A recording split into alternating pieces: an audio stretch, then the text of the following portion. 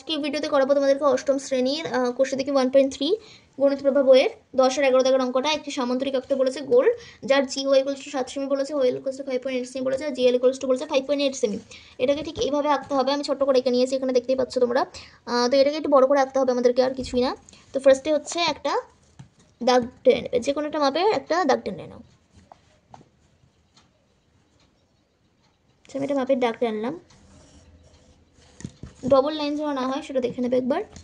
তো এবার এখানে আমাদের যে 7 সেমিটা আমরা টেনেছিলাম আগে থেকে খাতায়, সেই 7 সেমির মাপটাকে নিয়ে নাও। 7 সেমি মাপটাকে নেওয়ার পর আমাদেরকে এখান থেকে কেটে দিতে হবে 7 সেমিটাকে। কাটলে এবার 5.8 সেমির মাপটাকে নিয়ে নিবে।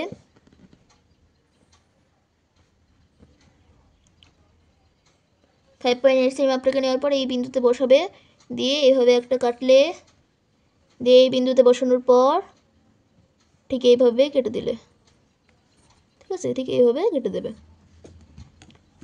তারপর একটা বিন্দু নিয়ে নিতে পারো তোমরা, তাহলে বুঝতে সুবিধা হবে, দেখবে।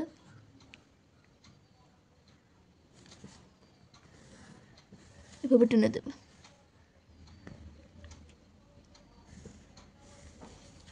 টেনে নিলাম এভাবে। আচ্ছা, একবার টেনে নিচ্ছি তো দেখতে সুবিধা হবে, দেখবে। আচ্ছা, হ্যাঁ, তাহলে এটা হচ্ছে জি ও এল, এটা 7 সেমি, এটা 5.8 সেমি। এবার দেখে নাও এটা 5.8 সেমি হচ্ছে কি না। এটা 5.8 সেমি হচ্ছে।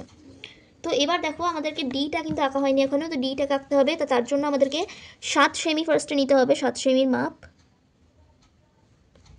7 সেমি নেওয়ার পর ফার্স্টে হচ্ছে আমাদেরকে এখান থেকে একটা বৃত্তচাপ এঁকে নিতে হবে, একটা বৃত্তচাপ এঁকে নিতে হবে। তারপরে এখান থেকে ঠিক এক্স্যাক্ট একটা আরেকটা বৃত্তচাপ এঁকে নিতে হবে আমাদেরকে।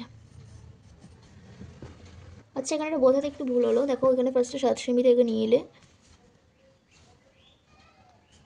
7 সেমি থেকে নেওয়ার পর এখানে একটা বৃত্তচাপ টানলে, আর তুমি যদি এখান থেকে বৃত্তচাপটা টানো তাহলে কিন্তু দেখবে,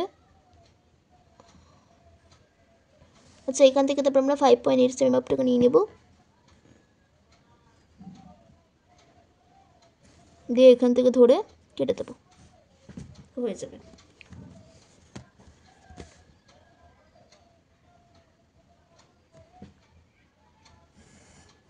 দিয়ে এভাবে এটাকে জুড়ে দেবে, দেখবে যে হয়ে যাবে এটা।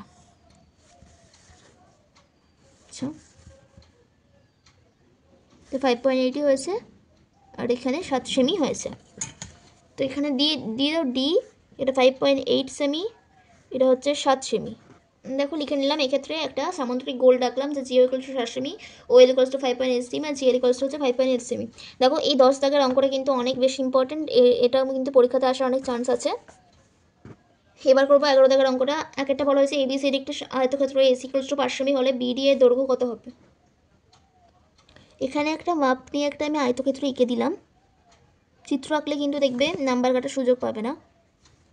তো আমি চিত্র এঁকে দিলাম একটা 5, আচ্ছা এখানে 2.5 সেমি আঁকলাম, তারপরে এখানে আঁকলাম 5 সেমি, আবার মানে যেভাবে আয়তক্ষেত্র হয় ঠিক।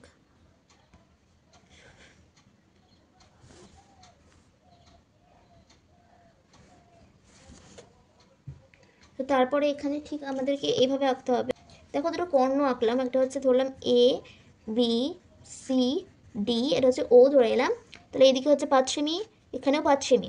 আমরা জানি কর্ণ কর্ণ সেম হয়, তাহলে লিখবে এক্ষেত্রে এ বি সি ডি আয়তক্ষেত্রের এসি এবং বিডি হলো কর্ণ। এসি আর বিডি কর্ণ হচ্ছে, দেখো এসি আর বিডি কর্ণ।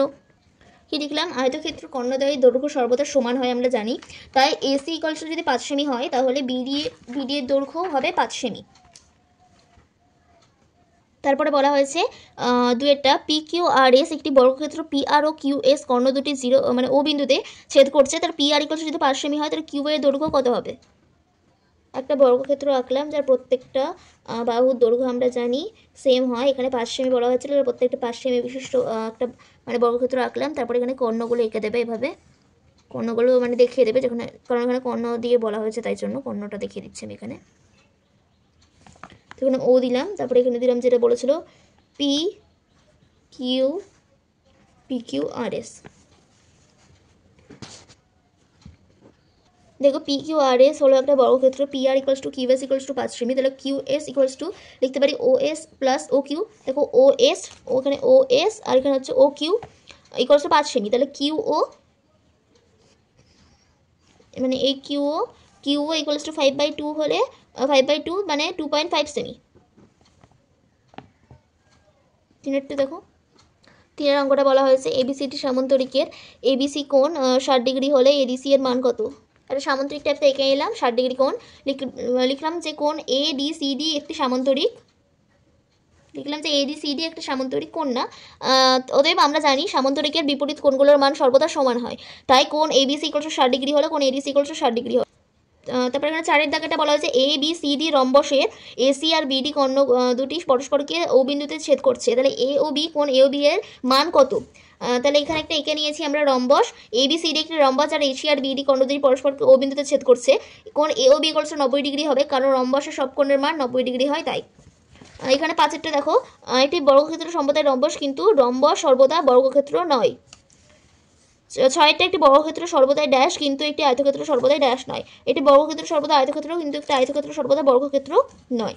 আজকের ভিডিওটা যদি ভালো লাগে তাহলে লাইক করে দিও, চ্যানেলটাকে সাবস্ক্রাইব করে দিও, নেক্সট তোমাদেরকে আমি পাই চিত্রটা করিয়ে দেবো।